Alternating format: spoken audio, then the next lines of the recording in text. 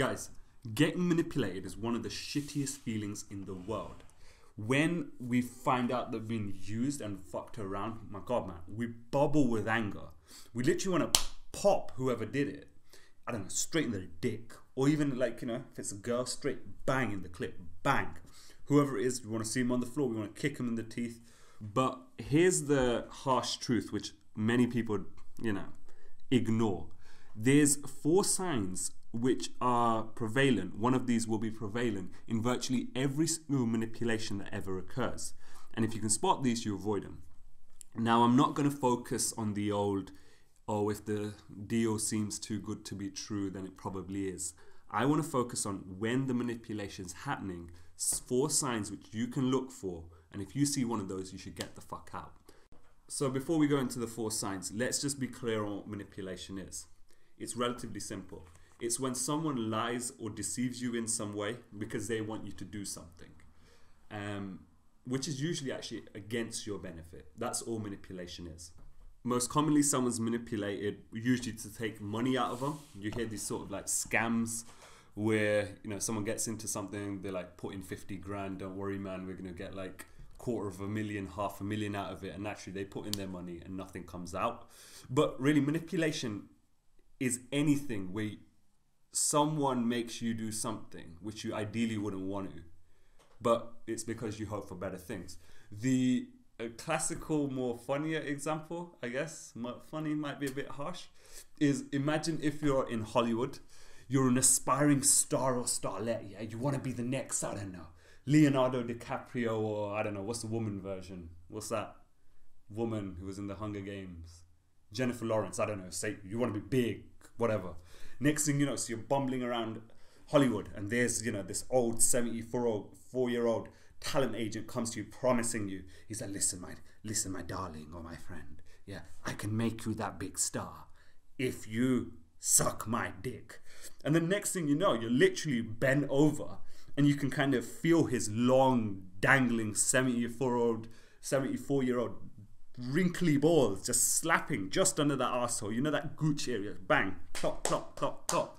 And you're like, fuck me, man. Like, I'm getting fucked by some OAP.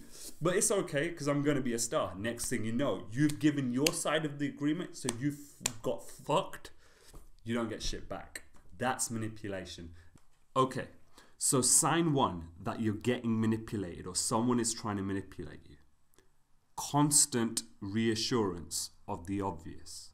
Say that one more time. Constant reassurance of the obvious.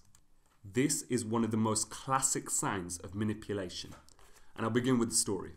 So I used to have a good friend, we'll call him Barry. We were very close friends from 16. Now, this story happens when I'm like 21. We're both 21. So Barry always used to have issues with his parents. He had fell out with them at a very young age. So he was kind of, you know, didn't have the same kind of like financial support most kids do at that age. So listen, he runs into cash problems and basically he needs a place to stay. I say, no problem, he comes to mine. He stays for around a week and he has an idea. He proposes. He says, look, there's a lot of space here. How about, you know, I stay here for the whole year and become your roomie, and guess what? I'll pay half the rent. So that obviously splits your rent cost in half. I say, great idea.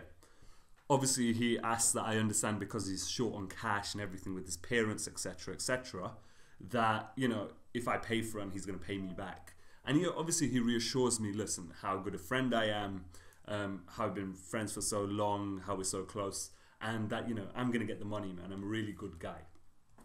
And now looking back at it, as the year goes on, naturally the money situation never seems to kind of improve. But all through the time, you know, this is my friend, and he keeps reminding me, listen, man, I'm, you know, like how we're such good friends, and again, how I'm going to get the money. And, you know, I'm constantly reassured of this because, you know, you've got to understand, I'm not getting, you know, I'm doing him a favor and the money and everything like that. Now, listen, admittedly, as embarrassed I am to say this, he probably moved in around September, October. The, you know, university school year when we were at ended around June. He stayed the whole time. And it's finally then when we had an argument where I was kind of pretty much saying, you know, man, where the fuck is the money? And basically, he just turned around and he kind of like shouted straight back. He goes, listen, mate, I can't pay you because my parents' situation, blah, blah, blah. And nothing. I lost a friend over it. Now, the sad truth, which I've actually come to realize here, now I look back and understand this topic far more, was I was never going to be paid the money back. And I was always in a way being manipulated. And if I had seen the signs that he was constantly reassuring me, so there were two reassurances which can happen here. One is on a personal level. The other one is more on a business or financial level. So let me explain this a little bit further. So on the personal level, I was constantly reassured how we're good friends and how I could definitely trust him.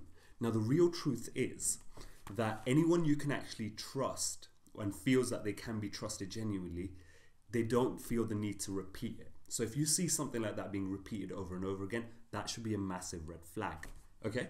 And the second repetition which was happening was how, I'd get my money, and then when I got my money, how great that was going to be. Because essentially, I'm paying half the rent across a whole year. And as a student, that's amazing, amazing stuff, to have money like that. Now, here's the deal. A good deal or situation, whatever you want to call it, does not need to be repeated.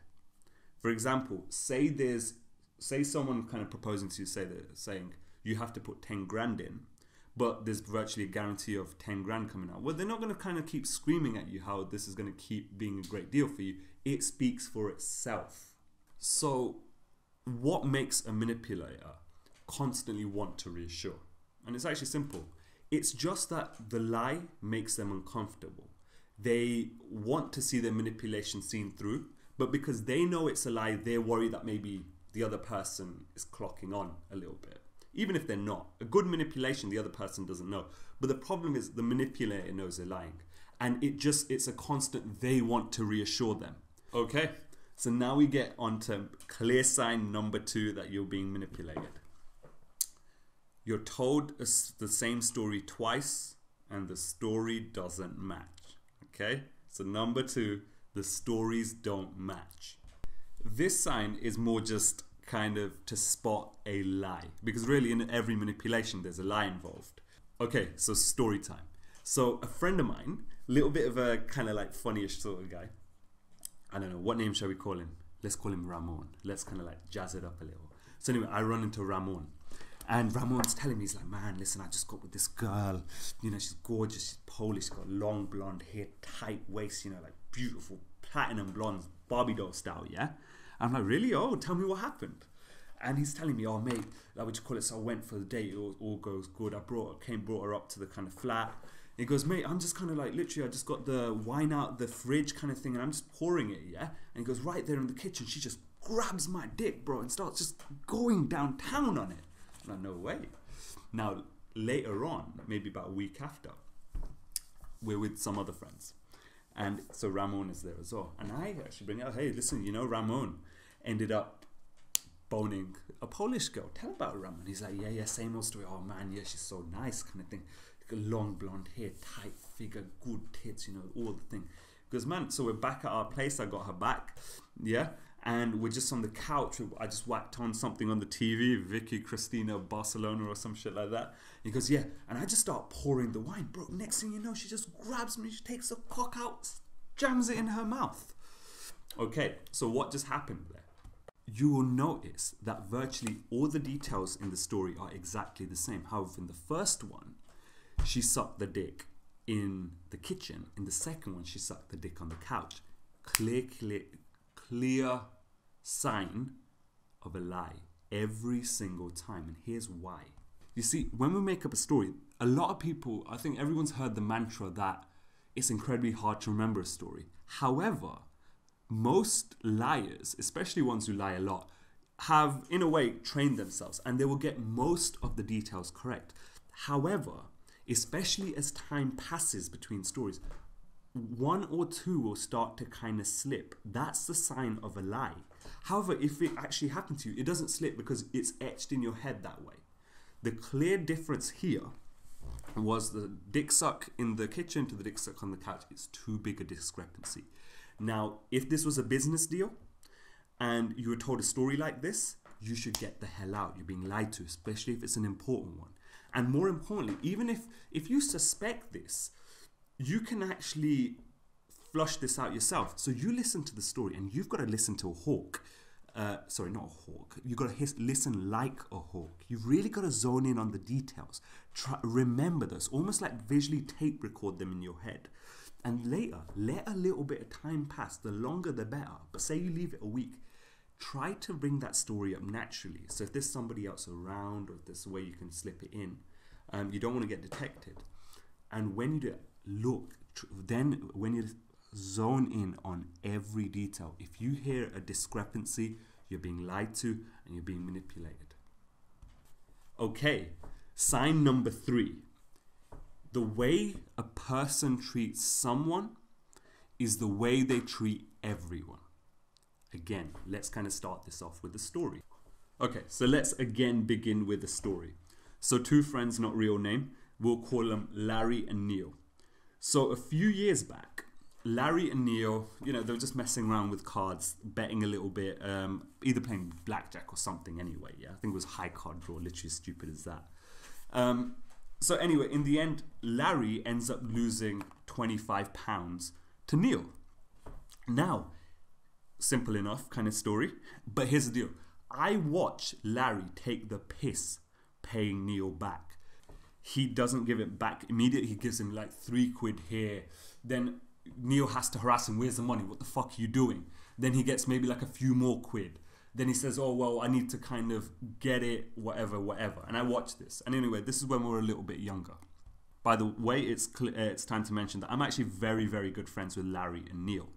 Now, a few years later, we're all kind of grown up and we've all got a job. Larry, at this stage, falls in love with a hooker and moves in with her. I shit you not, completely true. And anyway, he gets himself into lawsuit problems around some nonsense which happens with that, which I'm not going to go into here. But anyway, he needs money and he needs £1,000 off me. We're good friends. So, I mean, at that time, I'm like, okay, I'll give him £1,000. He's going to pay me back. He's my good friend. No, the exact same thing happens. That I pay him that £1,000. When I ask for that money back, I get the same shit. Yeah. I get an excuse how I can't just yet. Then I get like 150 quid here. Then let's stall. I bring it up again. There's a full-blown argument. We have to go all the way crazy. I'm like, fuck you, man. Fuck this. And then I get maybe another 200 back with like a note saying how sorry he is, blah, blah, blah, etc., etc. By the end of it, I'm incredibly fucking frustrated. Now, I made a massive, massive mistake there. I thought that because of my situation, because I'm a good friend of his, that he'd treat me differently. But no, these are clear signs. The way someone treats someone is the way they treat everyone. It's just something inbuilt in us. So now how does this relate to manipulation? So say you're in some sort of agreement. It may involve really important details, which each one of you are going to get, and it requires a lot of honesty. If you've watched the person you're dealing with in the past kind of lie a little bit in some other way, you are a fool to think that you're going to get special benefit for some reason. It never happens. If you find yourself in that position, realistically, you are going to get manipulated without fail. You need to get yourself out of that with as least amount of damage as quick as possible. Okay, number 4, and I'll keep this short and sweet because it's already became 13 minutes long, this video. And it's past credibility. So one of the most classic telltale signs of a manipulator and past con artists throughout history is they will talk about how they used to have a hell of a lot of money, but for some reason or whatnot, they lost it. And the reason they want to do this is because, say they're trying to get you to put 10 grand in, they're going to promise that the 100 grand is going to come out. Obviously it's not, but you're so much more likely to do it if they come into you and say, listen, I've been rich in the past, I've done this before. Do you see what I mean? If you ever come across this, you need to get out. The deal is, I know I said I wouldn't say this, it's too good to be true. And there's a reason why this guy used to have money and now doesn't. He's chatting crap to you, he's trying to manipulate you. If you ever find yourself in a situation like that, you should wait till he does one of these deals and gets rich again if you really want to go through with it. Never take the risk of going for something based on someone who used to be rich before. I hope that makes sense. And that pretty much wraps up the 4 signs. Guys, and that's the video all wrapped up and finished. Now listen, if you like this video, click the subscribe button and you'll get access. Well, you're just basically here when the new videos come out as soon as they come out, and you support me big time. The second, if you like the video, man, please like and comment on it. A lot of time and effort goes into making these, and I don't really get paid. I don't even bother monetizing this crap because I don't really care about, I hate ads, so I'm not going to put it on other people. But the likes and comments, they mean the absolute world to me, man. I love reading them. I like seeing that people like them. So if you liked it, please go ahead and do it. And finally, if you want to kind of see more of this content, I have a blog which I absolutely love. I pour my heart into. And there's a newsletter where I keep kind of typing my little emails with my little kind of, I don't know, whatever I find interesting. You can go over to moneysexcharisma.com/subscribe. Put in your name, put in your email. There'll be absolutely no junk. I don't give your email to anyone. I don't do any of that shit. And you can sign up to my newsletter, man. Really appreciate it, guys. And I'll see you on the next video. See ya.